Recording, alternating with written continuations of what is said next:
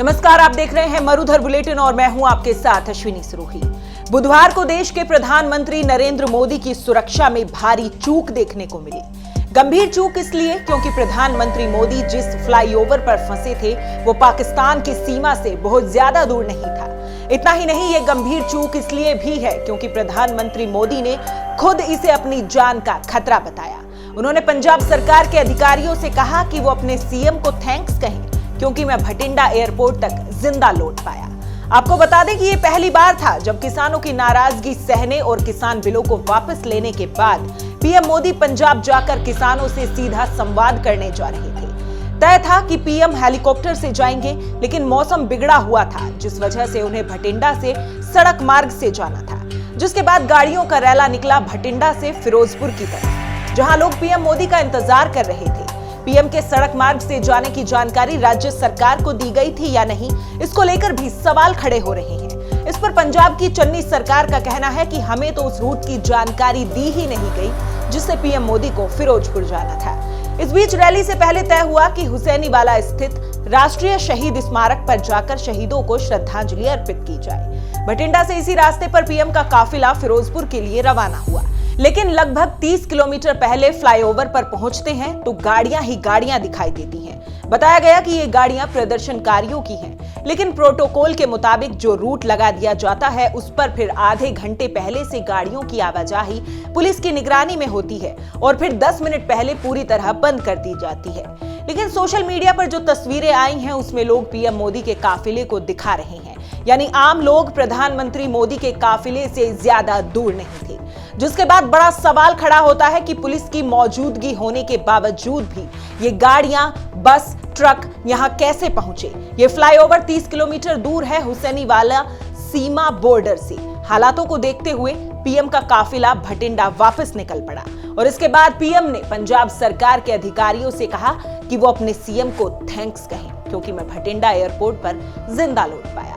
बस यहां से सियासत गर्मा गई। सवाल उठने लगे कि क्या वहां स्थिति वाकई में ऐसी बन गई थी कि प्रधानमंत्री की जान को खतरा बन गया था, जबकि बताया गया था कि भटिंडा से लेकर फिरोजपुर तक पीएम की सुरक्षा में चप्पे चप्पे पर पुलिस तैनात है और ड्रोन के जरिए भी निगरानी रखी जा रही है। तो फिर चूक आखिर कहां हुई? 2 साल के लंबे समय के बाद पीएम ने पंजाब की ओर रुख किया था। कैबिनेट में 3 कृषि कानूनों को रखने के बाद पीएम ने पंजाब की तरफ मुंह तक नहीं किया। आंदोलन के जरिए ही सही, लेकिन पंजाब के लोग ही दिल्ली तक आए, लेकिन पीएम ने उनसे बात करने की इच्छा जाहिर नहीं की। पिछले 1 साल में हर मौसम को, सर्दी, गर्मी, बरसात को किसानों ने दिल्ली की सीमाओं पर बैठकर देखा है। तो क्या किसानों का ये गुस्सा अभी तक है? पीएम के माफी मांगने और बिलों को वापस लेने के बाद भी है, या गुस्सा इस बात का है कि किसानों की घर वापसी के समय जो वायदे किए गए वो पूरे नहीं हुए, चाहे वो एमएसपी पर कानून का हो, पुलिस केस अभी तक वापस नहीं लिए गए हों, लखीमपुर खीरी मामले में मंत्री का इस्तीफा क्यों नहीं हुआ।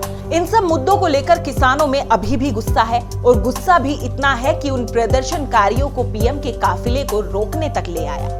अब राज्य सरकार का कहना है कि अचानक पीएम का रूट बदल गया जिसकी जानकारी नहीं दी गई। सुरक्षा कर्मियों की तैनाती के लिए वक्त नहीं मिला, लेकिन गृह मंत्रालय का कहना है कि पूरी जानकारी दी गई थी और जानकारी के बावजूद इतनी बड़ी चूक कैसे हुई।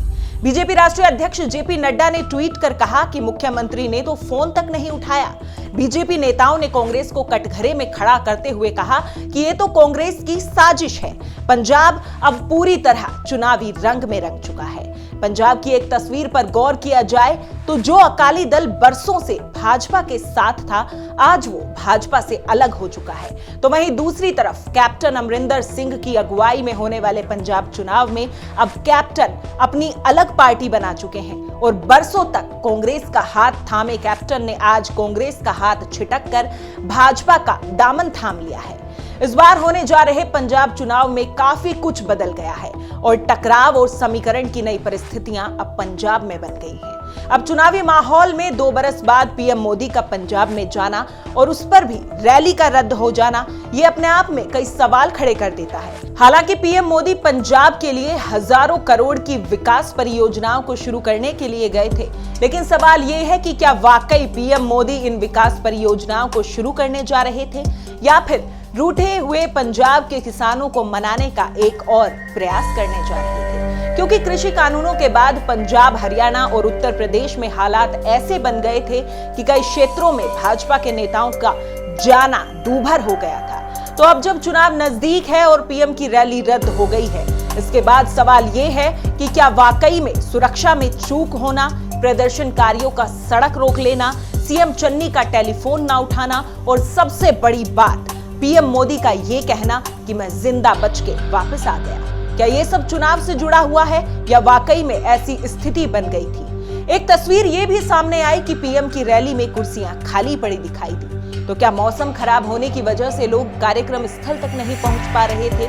सवाल ये भी उठ रहा है कि लोगों के ना पहुंचने की वजह से, खाली पड़ी कुर्सियों की वजह से इस रैली को रद्द कर दिया गया, क्योंकि एक दिन पहले तस्वीरें ऐसी भी दिखाई दी थी जब पीएम मोदी के स्वागत में लगाए गए पोस्टर फाड़े जा रहे थे।